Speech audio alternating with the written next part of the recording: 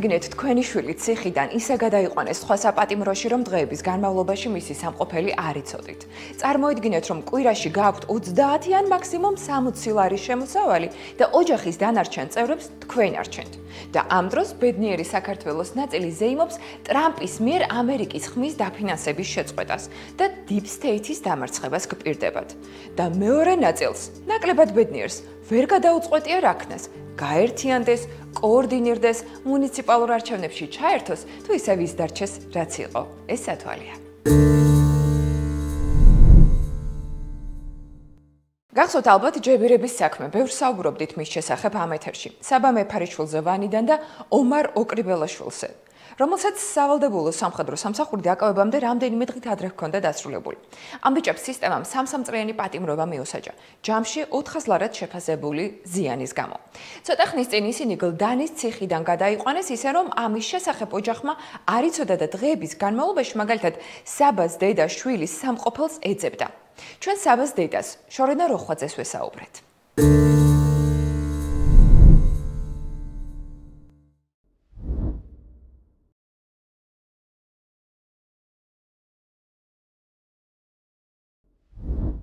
ერთი შაბათი დღე იყო, ომარ ოკრიბელაშვილის დედამ გამომიგზავნა სურათი, რომ გიორგი ოკრიბელაშვილი დგას გლდანის ციხესთან.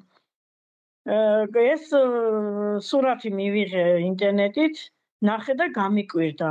მე ვთქვი, რა ხდება მეთქი. იმიტომ რომეო საბა და ომარიო მე მგონიო გლდანის ციხიდან გადაყავთო და სად არ ვიცითო. გადაყავენ თუ არა ვერ გავიგეთო, გავძახით საბა ომერიო, მაგრამ ხმას ვერავის ვერ ვაწვდიო. ორშაბათი გათენდა დილა, ურეკავ შორენას, რა ხდება მეთქი, შესულიაო დავით გამყრელიძეო და არ კვევსო. აქედან გამოსული არ კვევს, რომ არის ომარ ოკრიბელაშვილი არის რუსთავის მე-12 დაწესებულებაში მკაცრი რეჟიმით გადაყვანილიო და ამას რას უკავშირებენ არ ვიცი. და საბა მეფარიშვილი იმ წუთას არ იციან სად არის. და ომარ ოკრიბელაშვილს ვთქვია, რომ მეო არ მინდოდაო ციხიდან სადაც ვიჯექიო, ერთი მაგი მარტო იჯდა, იქედან გამოსვლაო და 10 ბადრაგიო შემომივარდაო, გინდა თუ არა უნდა გამოხვიდეო და შეურაცხყოფა სიტყვიერი მომაყენესო და ძალით გამომათხრიენო. როგორც ჩანს, ტანსაცმელების შუალედში მოუსწრია ომარს დარეკვა, რომ ასე არის გამოყავა და მივყავა რუსთავის ციხეში და მიშველეთო. მე ხო არ ვიცოდი ახლა სად იყო დანამდვილებით და როგორი გასაჩერებელი იყო ნამდვილად, თქვენც კი წარმოიდგენთ მაგას. ვერანაირად ადგილს ვერ პოულობდი ერთი სიტყვით დასაჯდომთა გასაჩერებელს. არ ვიცი რანაირად იყო იმიხვდებით უკვე. თან შემეშინდა რა ხალხშია, რა ვიცი, ახლა ციხეა, ვინ რანაირ თვალით შეხედავს. ამასობაში დამირეკა ჩემმა შვილმა. დამირეკა და დამიწყო მასხრობა, სად ხარ, მეუთხარე, გეძებ, რამდენი ხანია გადაყვანილი ხარ, საცხა და არ ვიცი, მეუთხარე, სად ხარ და თბილისშიო წამოსული ახლა თქვა. რა გინდაო თბილისშიო, მე ვარო გურიაში გადაყვანილიო. გურიაში რა გინდა, მეუთხარე, ქსანში უნდა ყოფილიყავი თქვა და მეო რომ გამომიყვანესო, რომ მითხრესო, ასე უნდა გადაგიყვანოთო და სად გინდათო მკითხენო, მე უთხარიო, მაშინო ქსანში გადამიყვანეთო. კაიო და მომაწერიენ ხელიო, რომ უნდა გადამიყვანო ქსანშიო. და მე არ ვიცოდიო, რომ ჩამიყვანესო, იქანაო მითხრესო, სად გინდოდაო, შემეკითხენო და ქსანშიო. და მას შემჭკვაზე სად არისო, ასე მითხრენო. და აღმოჩნდი გურიეს ციხეშიო.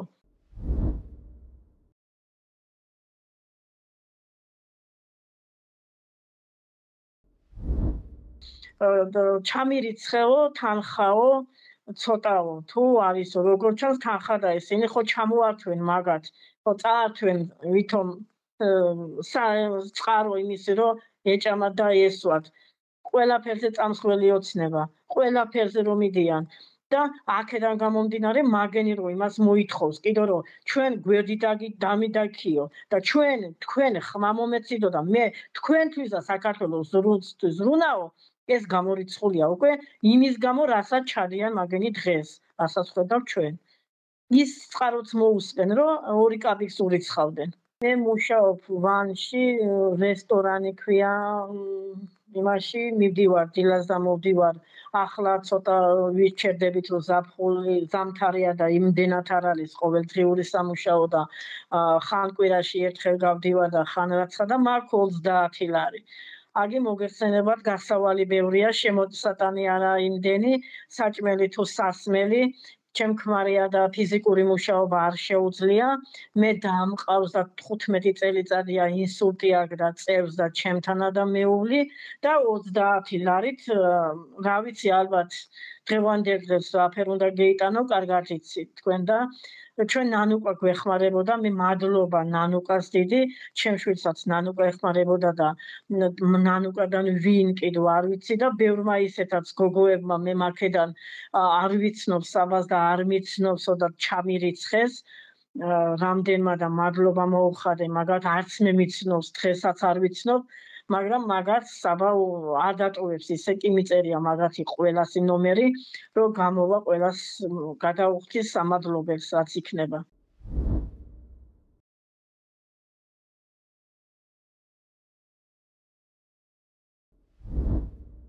მე მინდა უთხრა საბას, გამხნედეს, გამაგდეს, იცის თქვა, როც უჭირდეს, რომ მე კარგად ვარ, თორემ მე ვიცი მაგის კარგად ყოფნა გამოკეტილი რაც არის, მაგრამ მაინც გულს არ იტეხს და მინდა უთხრა იყოს მაგრად, მეც მაგითი მაგრად ვიქნები, მე ყველანაირად დაუდგები გვერდით, მაგის გულისთვის ყველა ქართველია თუ ყველა მებრძოლია თუ ყველა ადამიანი ფეხზე დგას და სურვებ ყველანაირად გამარჯვებას.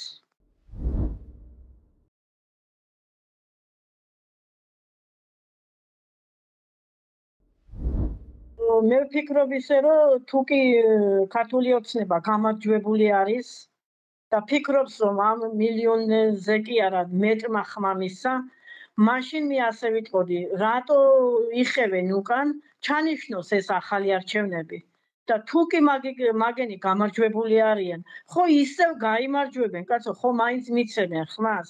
რატო აკვირებენ ამ ხალხს მაინც მაშინ ამ რუსთაველზე და რატო უნტროვენ ამ ახალგაზრდებს სხვიტის და უერთიანებენ? რა ვიცით ტრამპის პოლიტიკის შესახებ? რატომ შეწყვიტა აშშ-ის ადმინისტრაციამ ამერიკის ხმის და რადიო თავისუფლების დაფინანსება?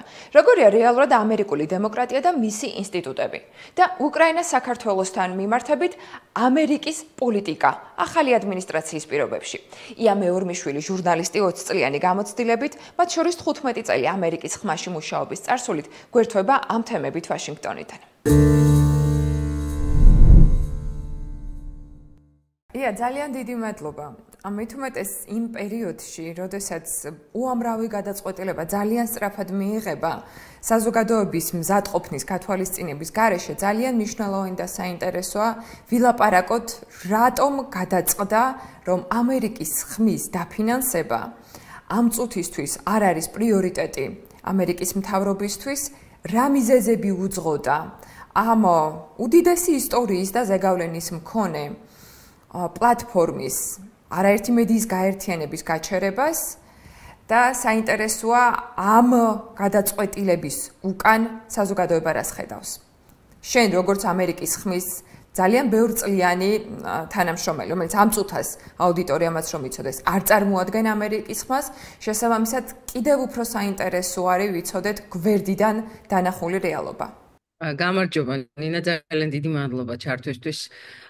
15 წელი მუშაობდი ამერიკის ხმაში, ბოლოს ვიყავი ამერიკის ხმის ქართული რედაქციის მმართველი რედაქტორი და შარშან სანამ ამერიკის არჩევნებამდეც კი წამოვედი, ახლა სხვა მედია ორგანიზაციაში მუშაობ. საკმაოდ ესეთი ემოციური და მოულოდნელი იყო მართალი გითხრათ ის გადაწყვეტილება, რაც ვნახეთ. ასე მხოლოდ ამერიკის ხმასთან დაკავშირებით არ დგას საკითხი, ეს ალბათ უნდა განმარტოთ. ამერიკის ხმა არის ნაწილი ორგანიზაციისა, რომელსაც ქვია ამერიკის შეერთებული შტატების გლობალური მედიის სააგენტო. ეს არის ფედერალური სააგენტო, რომელიც მართავს 5 ამერიკის ხმის მსგავს ორგანიზაციას, მედია ორგანიზაციას, მათ შორის არის ასევე რადიო თავისუფლებაც. საუბარია სწორედ აი ამ დედა ორგანიზაციის დაფინანსების შეწყვეტაზე. მოგეხსენებათ დონალდ ტრამპი თეთრ სახლში დაბრუნების შემდეგ ძალიან აქტიურად ცდილობს ფედერალური მთავრობის დანახარჯების შემცირებას და სავარაუდოდ შეერთებული შტატების ბიუჯეტის დაბალანსებას, რაც სხვა სასაუბრო თემაა კიდევ, მაგრამ ჩემი გადმოსახედიდან ამერიკის ხმა რადიო თავისუფლება და ეს სხვა საინფორმაციო საშუალებები თუ მედია ორგანიზაციები იმდენად იაფი უჯდება საბოლოო ჯამში ფედერალურ მთავრობას იმ მიზანთან შედარებით, რა მიზნებსაც ეს ორგანიზაციები აღწევდა, რომ ფიქრობდა, რა ვიცი, ძალიან დიდი სურვილი მაქვს, რომ რაღაცა ფორმით შენარჩუნდეს ეს ორგანიზაციები და საბოლოო ჯამში არ დაიხუროს. კარგი, აი ამ პასუხს მინდა რამდენიმე კუთხით დავუბრუნდეთ. ერთი, პირველ რიგში მინდა დავაზუსტო ნამდვილ დროსთან დაკავშირებით, იმიტომ რომ როგორც შენ აღნიშნე, ეს სააგენტო ამერიკის ხმასთან და რადიო თავისუფლებასთან ერთად კიდევ სხვა მედია პლატფორმებს აერთიანებდა. შესაბამისად, ამ გადაწყვეტილებით დაფინანსების დროებით შეჩერება, მოდი ასე დავარქვათ და იმედი ვიქონიოთ, რომ ეს არის დროებითი შეჩერება. დროებითი შეჩერება შეეხო ნამდვილ დროსაც, ასეა? შეეხო და სამწუხაროდ კი და შეეხო იმის გამო, რომ current time-ის წარმოება ხდება სწორედ აი USAGM-ის, ასე ვთქვათ, კურირებით. ჩვენი აუდიტორიისთვის მინდა მოკლედ განმარტო, საუბრობთ Current Time TV-ზე, ანუ ქართულად ესე ითარგმნება ჩვენ საინფორმაციო სივრცეში ნამდვილი დრო, რომელიც იაგ ამისწორებს თუ მეშლება განმარტების პროცესში, მაგრამ რომელიც შექმნილი იყო ერთგვარად რუსულენოვანი აუდიტორიის დემოკრატიული ინფორმაციით, მიუკერძოებული ინფორმაციით აღჭურვის მიზნით, იმიტომ რომ ამ პლატფორმაზე ნახავდა აუდიტორია როგორც დოკუმენტურ ფილმებს, მაგალითად ნამდვილი რუსეთი, როგორი არის სმატრივობა და ასე შემდეგ, იყო არაერთი ისეთი კონტენტი, რომელიც რუსულ ენაზე, რუსულ რეალობაში ძალიან იშვიათად არის ხელმისაწვდომი. და როდესაც ასეთი ტიპის შინაარსი ქრება, შეიძლება ვთქვათ თუ არა, რომ როგორც გავრცელდა შემდგომ პასუხად საზოგადოებაში, მსგავსი გადაწყვეტილებები სწორედ რომ რუსეთის მსგავსი რეჟიმების სასარგებლოდ გამოიყენება, რა თქმა უნდა. ყველაფერში გეთანხმები, არაფერი გასასწორებელი არ გითქვამს. სამწუხაროა ის, რომ როგორც კი გაჟღერდა ეს გადაწყვეტილება, რომ შეჩერებულიყო გადახედვის მიზნით შეჩერებულიყო დაფინანსება ამერიკის ხმის რადიო თავისუფლების, რადიო აზიის, ასევე რადიო კუბის და ასე შემდეგ დაფინანსება, როგორც პეკინიდან, ასევე მოსკოვიდან წამოვიდა სიხარულის ძალიან დიდი ტალღა, რაც თავისთავად მიანიშნებს იმაზე, რომ ისეთი რეჟიმები, როგორიც არის, ვთქვათ, რუსეთი, როგორიც არის ჩინეთი, რა თქმა უნდა, ირანი, ჩრდილოეთ კორეა, ასევე ახლო აღმოსავლეთის არაერთი ქვეყანა, ისინი ფიქრობდნენ და მათ ესეთი სამართლიანადაც ფიქრობდნენ იმას, რომ ამერიკის ხმა რადიო თავისუფლება ეს უწყებები მათ მოსახლეობას აძლევდა ინფორმაციას, რომელზეც წვდომაც არ უნდათ ამ მთავრობებს რომ კონდეს მათ მოსახლეობას. აი ეს არის ძალიან მნიშვნელოვანი წინააღმდეგ შემთხვევაში, რატომ უნდა გახარებოდა ვინმეს პეკინში მაგალითად ამერიკის ხმა იფუნქციონირებდა თუ არა, მაგრამ გაუხარდათ იმის გამო სწორედ რომ ეს არის ორგანიზაცია, რომელიც შეერთებული შტატებიდან ყველანაირი ჩარევის, ადგილობრივი რაღაცა სარედაქციო პოლიტიკების გათვალისწინების გარეშე ადამიანებს აძლევდა ინფორმაციას. კი, ძალიან დიდი მადლობა სარედაქციო პოლიტიკა ახსენე არაერთ გზის, რაც არის ძალიან მნიშვნელოვანი კითხვა და საკითხი საზოგადოებაში.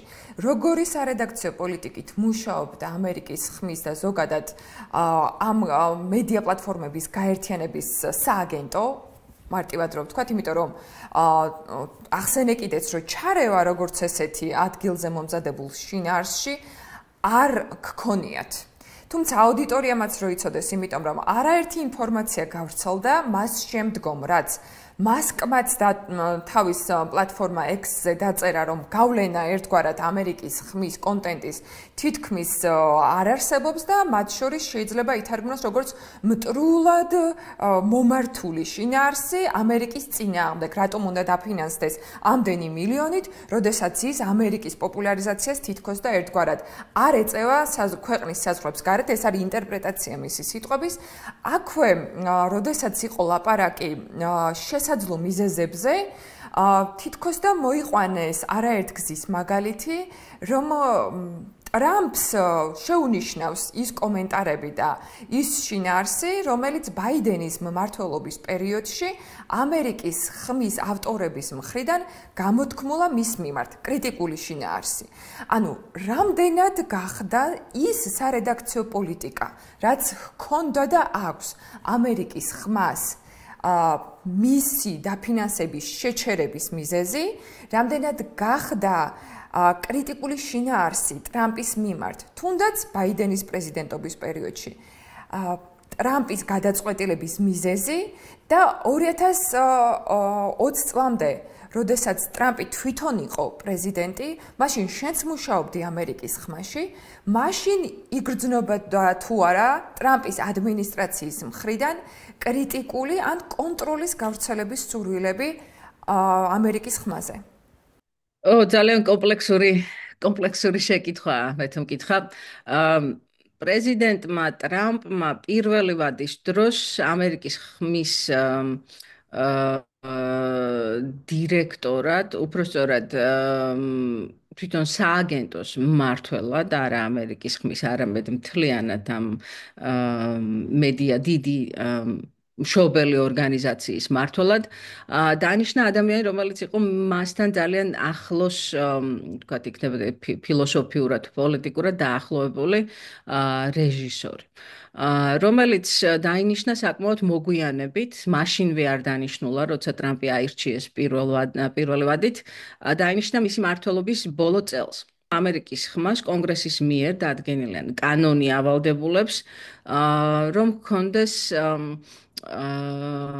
რაღაცა უსაფრთხოების კედელი, firewall, ქვია ამას ინგლისურად, რაღაცა უსაფრთხოების შრე აღმასრულებელ მთავრობასთან ურთიერთობის დროს, ზოგადად მთავრობასთან ურთიერთობის დროს.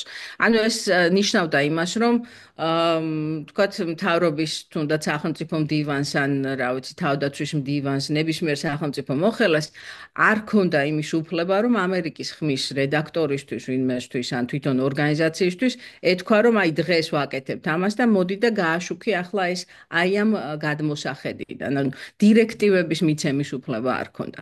აი პირველად როცა დაიწყო რეფორმირება, თუ როცა იყო მცდელობა რეფორმის გატარების, მაშინ გამოიკვეთა ის, რომ აი ამ დაცვის მექანიზმის მოხსნა სურდა სწორედ პრეზიდენტ ტრამპის მიერ დანიშნულ ამ ადამიანს და ამას მოყვა ძალიან დიდი უკმაყოფილება. უკმაყოფილების გამო მაშინ გათავისუფლდა თანამდებობიდან ამ ხუთივე ორგანიზაციის მმართველი პირველი პირები და ცოტა ხნის შემდეგ მერე იყო ახალი არჩევნები და არჩევნებში გაიმარჯვა ჯო ბაიდენმა, რომელმაც შეატრიალა უკანეს ბატონი მაიკ პეკი იყო ასეთი ადამიანი, მაიკ პეკი გაუშვეს სამსახურიდან, ის ვინც მაიკ პეკმა გაათავისუფლა სამსახურიდან დააბრუნეს უკან და ამერიკის ხმა რადიო თავისუფლება და ეს უწყებები დაუბრუნდნენ ისე იმ ჩვეულ იმას რიტმს და სამუშაო სტილს, როგორიც ჰქონდათ მანამდე.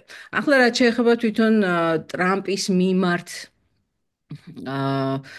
კრიტიკულ მას დაფარვას, ვთქვათ, საინფორმაციო სივრცეში. ძალიან ტრამპი ზოგადად არის საკმაოდ მკაცრად განწყობილი ესეთი დიდხნიანი მედიების მიმართ, ასე რომ ვთქვათ, ან იმ მედიების მიმართ, რომლებიც არ არიან, ვთქვათ, ძალიან კონსერვატიული მიმართულების მქონე საკუთარ სარედაქციო პოლიტიკაში. მართალი გითხრათ, ამერიკის ხმასთან დაკავშირებით მე ძალიან მიკვირს ეს და არ ვეთანხმები იმას, რომ რამენაირად ამერიკის ხმა მიკერძოებული იყო, ვთქვათ, ერთი პარტიის ან მეორე პარტიის მიმართ. ორი სხვადასხვა მიზეზის გამო.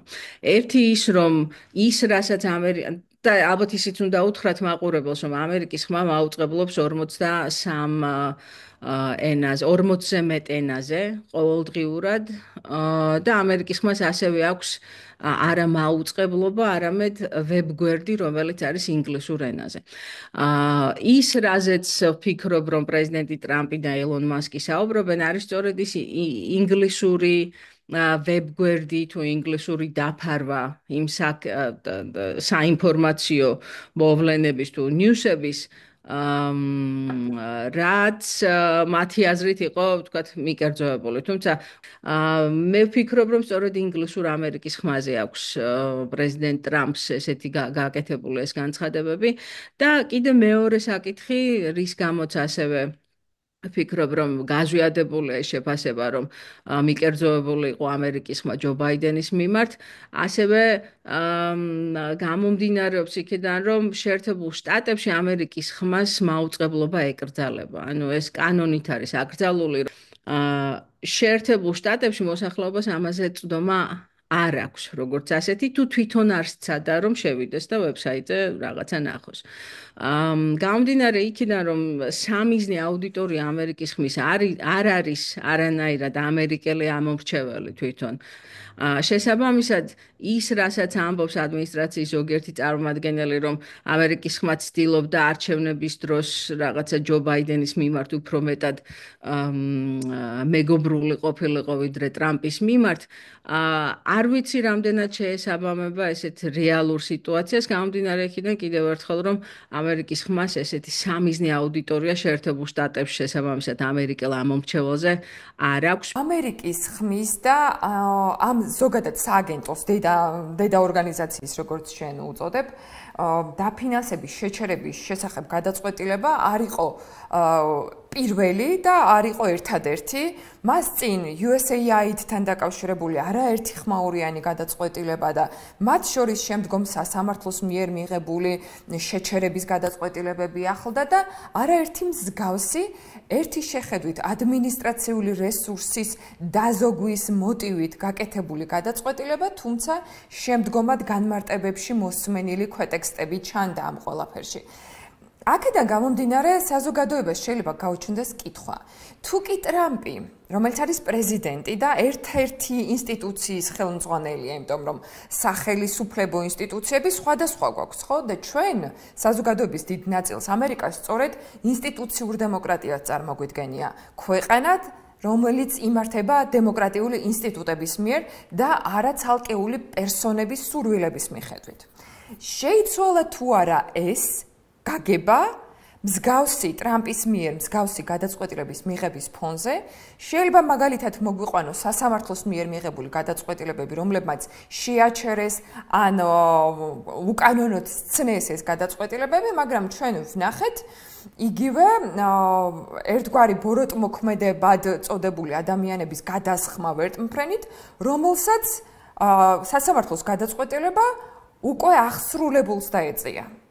როდესაც ვხედავთ, რომ სასამართლოს გადაწყვეტილება პრეზიდენტის მიერ მიღებულ გადაწყვეტილებას უკვე აღსრულებულს მოსდევს უკან, ან როდესაც ვხედავთ, რომ პრეზიდენტი დიდად არის სწრაფვის სასამართლოს გადაწყვეტილებებს დაელოდოს და სხვა ინსტიტუციები, იგივე კონგრესის ხედვა, იმიტომ რომ ეს დაფინანსებები დიდწილად სწორედ კონგრესისგან არის, ხომ, დამტკიცებული, გაითვალისწინოს. როგორი ინსტიტუციური მოწყობა გვაქვს ამ წუთისთვის? ამ გადაწყვეტილებების ფონზე და როგორია საკუთრივ ამერიკის საზოგადოების აღქმა.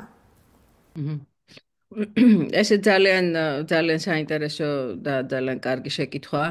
უნდა გვახსოვდეს ის, რომ პრეზიდენტი ტრამპი თეთრ სახლში დაბრუნდა სულ რაღაც 2 სრული თვეა და ეს იმდენად სწრაფად მიმდინარეობს მოვლენები, რომ გონია რომ უფრო დიდი დრო გავიდა. პრეზიდენტ ტრამპს სურს რაც შეიძლება სწრაფად აჩვენოს შედეგი და მის ამომრჩეველს დაანახოს ის, რომ ის მანდატი, რაც მან მიიღო არჩევნების შემდეგ, ეს მანდატს ასრულებს და როგორც წესი შეერთებულ შტატებში პირველი 100 დღე პრეზიდენტობის განისაზღვრება როგორც მიმართულების მიმცემის შემდგომი დანარჩენი მისთვის ვადისთვის თუ დარჩენილი 3 წელიწად ნახევრისთვის.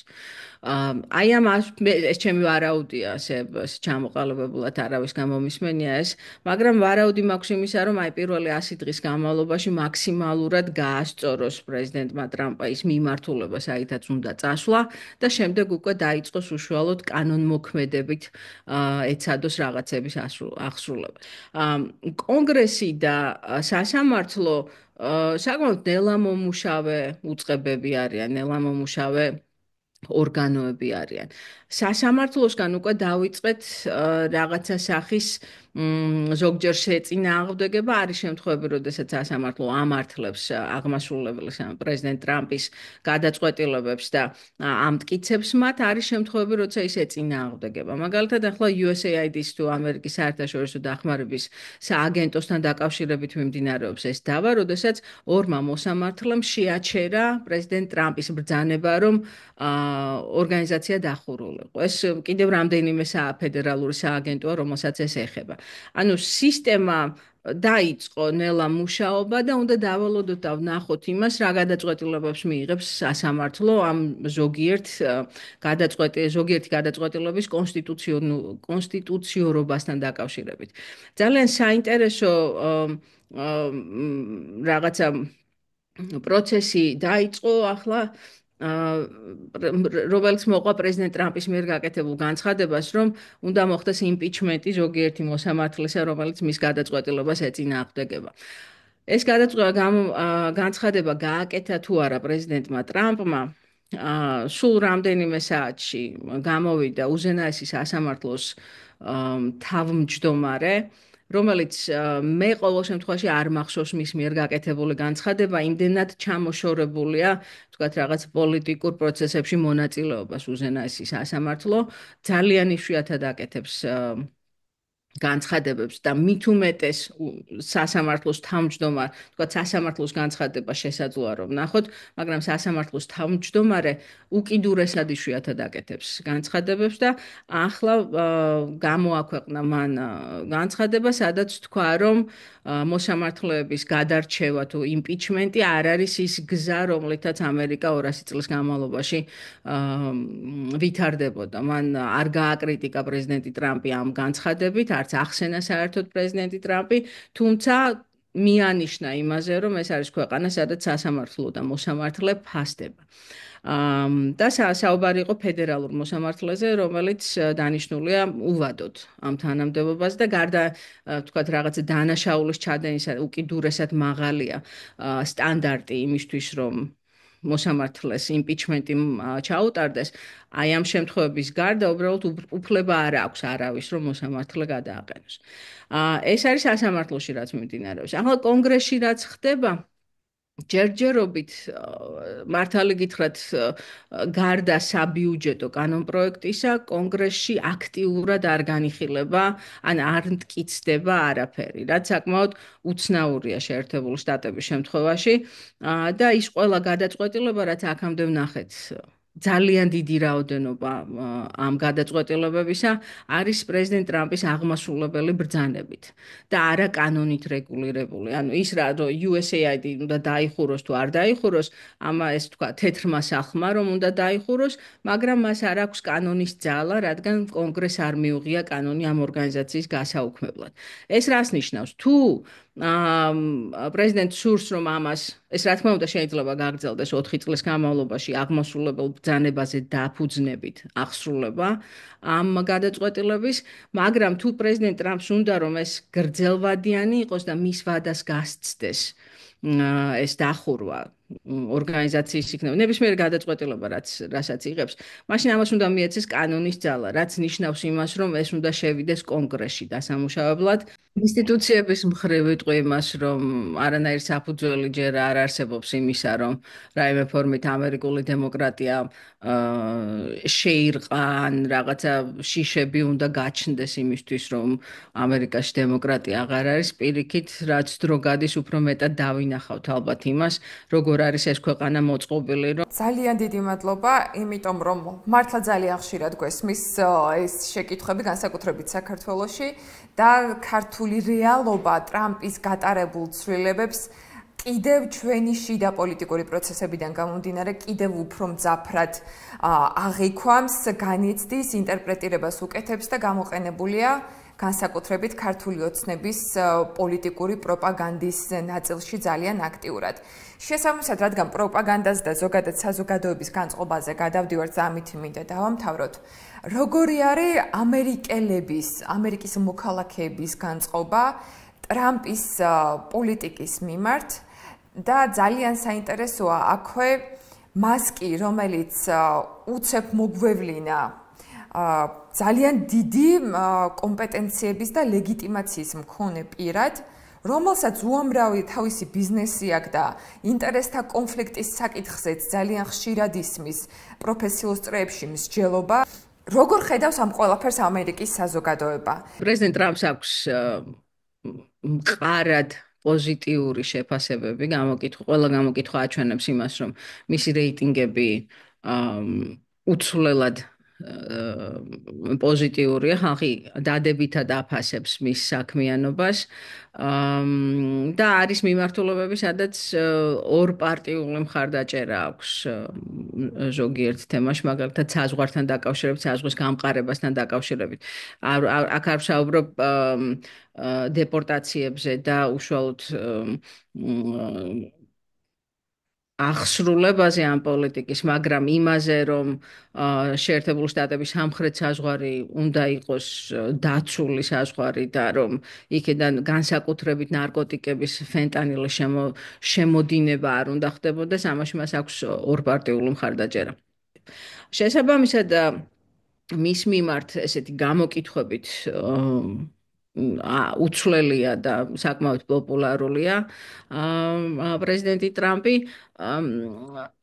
არის რაღაცა მიმართულებები, სადაც მისი პოლიტიკიდან განსხვავებული შეხედულებები აქვს ადამიანებს, რომლებიც მას უჭერენ მხარს. აი მაგალითად, საინტერესო ალბათ ჩვენი მაყურებლისთვის უკრაინასთან დაკავშირებით მისი პოლიტიკა, რა თქმა უნდა, ქარბორბალასავით ვითარდება მოვლენები და ვერც კი ვეწევით ხშირად იმდენად სწრაფად კეთდება განცხადებები და გადაწყვეტილებები. უკრაინასთან დაკავშირებით ძალიან ერთის მხრივ ტრამპი ტოვებდა იმ შთაბეჭდილებას, რომ მას მხოლოდ ომის დამთავრება უნდა და უკრაინა როგორც ასეთი რაღაცა სუვერენული დამოუკიდებელი ქვეყანა, რომ გამოვიდეს ამ ომიდან, მისთვის ეს რაღაცა დიდი პრიორიტეტი არ იყო თითქოს.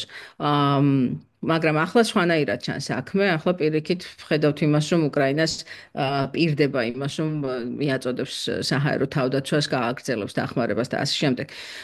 მაგრამ რესპუბლიკელების დიდი უმრავლესობა, დაახლოებით 47% ფიქრობს, რომ შეერთებული შტატები საკმარისს არ აკეთებს იმისთვის, რომ უკრაინას დაეხმაროს.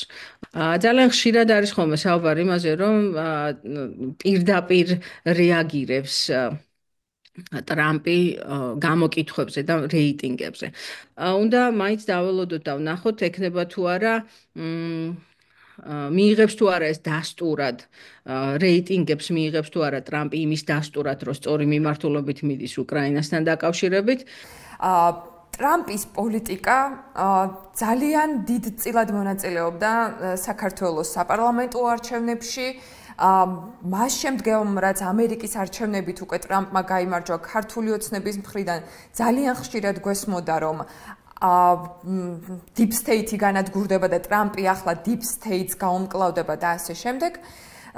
ძალიან მოკლედ, რა ტიპის პოლიტიკას და რატომ უნდა ველოდოთ ტრამპის ადმინისტრაციის მხრიდან საქართველოს მოვლენებთან დაკავშირებით?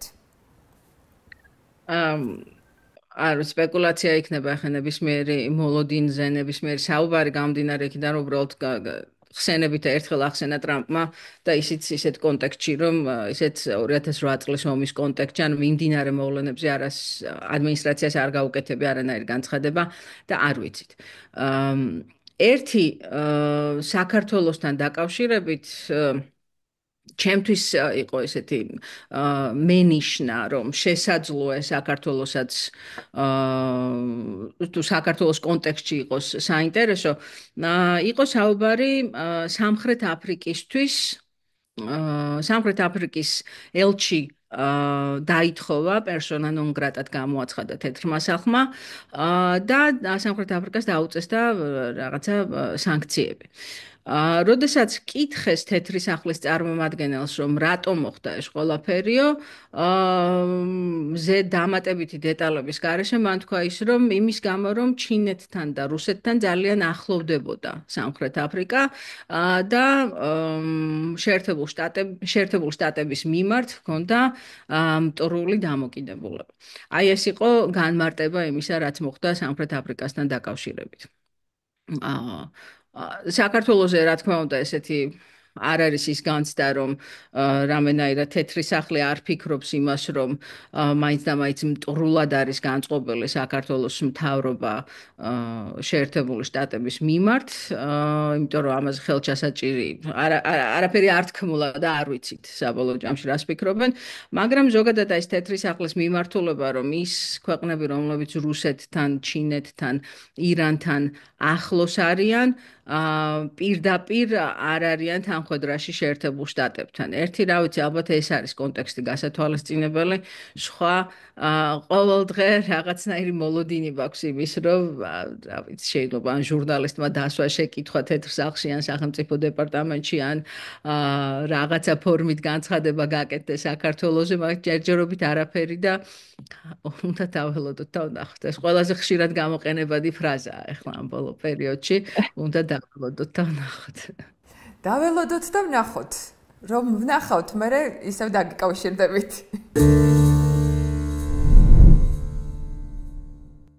და ამასობაში რა ხდება რეგიონებში? მაგალითად, რამდენი დრო შეიძლება დასჭირდეს თქვენი აზრით კანალიზაციის მილის შეკეთებას, რომელიც ღია არხში ჩაედინება და ფეკალიები ათობით სახლის გვერდით მიედინება. თან თუ ეს მილი ტურისტული ობიექტის რაბათის ციხის მიმდებარედ მდებარეობს. რთული გამოსაცნობია, იმიტომ რომ ცოტა წარმოუდგენელიც. მარტო 5 წელია კანალიზაციის შეკეთების აუცილებლობის შესახებ ტოქტივის რედაქცია მუშაობს. ხალხი კი ამბობს, რომ პრობლემა დაახლოებით 7 წელია გრძელდება.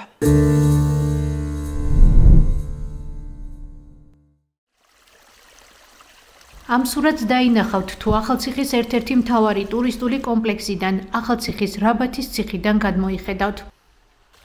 ტერიტორია დაჭაობებულია, დაბინძურებული წყალი ხევში ჩაედინება, ხოლო საკანალიზაციო ნარჩენების საბოლოო დანიშნულება მდინარე ფოცხოვია. ღია საკანალიზაციო არხის მიმდებარედ დაახლოებით 10 ოჯახი ცხოვრობს, მათგან საკანალიზაციო მილთან ყველაზე ახლოს მცხოვრები დაახლოებით 15-20 მეტრშია. ამბობენ, რომ მომრავლდა ქვეწარმავლები და მწერები, აწუხებთ უსიამოვნო სუნი, რომელიც ამ ტერიტორიიდან ვრცელდება. ჩვენი რედაქცია ამ პრობლემის შესახებ 2021 წლიდან მუშაობს. თითქმის 5 წლის განმავლობაში პასუხისმგებელი უწყებებიდან ასეთი კომენტარები კეთდებოდა. გაერთიანებული წყალმომარაგების კომპანიაში 4 დღიანი ლოდინის შემდეგ მხოლოდ იმას გვეუბნევიან, რომ რაბათის დასახლებაში საკანალიზაციო ქსელი მათი არაა და დამატებითი დეტალებისთვის მუნიციპალიტეტის მერიასთან გადაგვამისამართეს. დაუკავშირდით ახალციხის მუნიციპალიტეტის მერიასაც, მათგან ინფორმაციის მიღებას პარასკევის შემდეგ ველოდებით. თემაზე მუშაობის დროს ვერ გავარკვიეთ ჩაუტარდა თუ არა და როდის რაიმე სახის რეაბილიტაცია მილს, ან დაიგეგმება თუ არა ტერიტორიის ნორმებში მოყვანა. ინფორმაციის მისაღებად ახალციხის მერიიდან საჯარო ინფორმაცია გამოვითხოვეთ.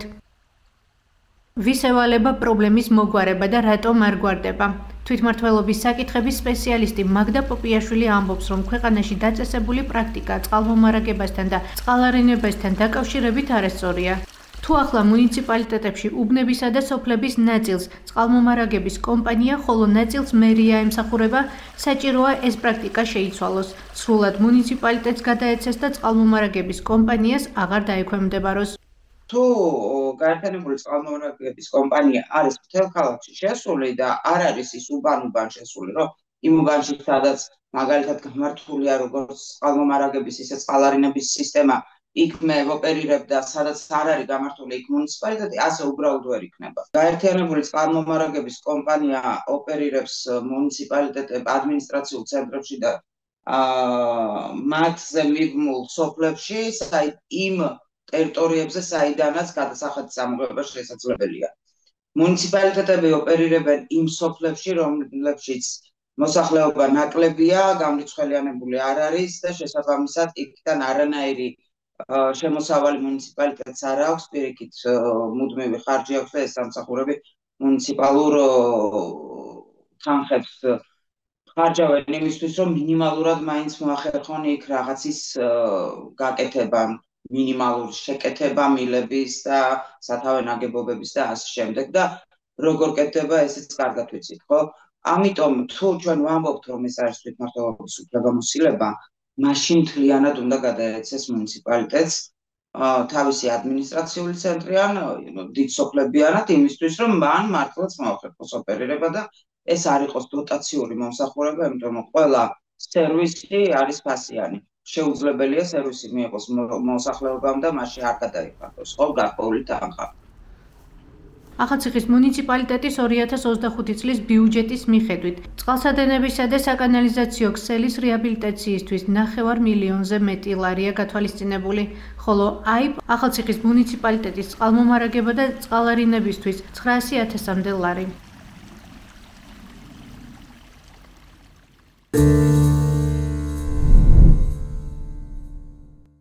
სათვალე დასრულებულია.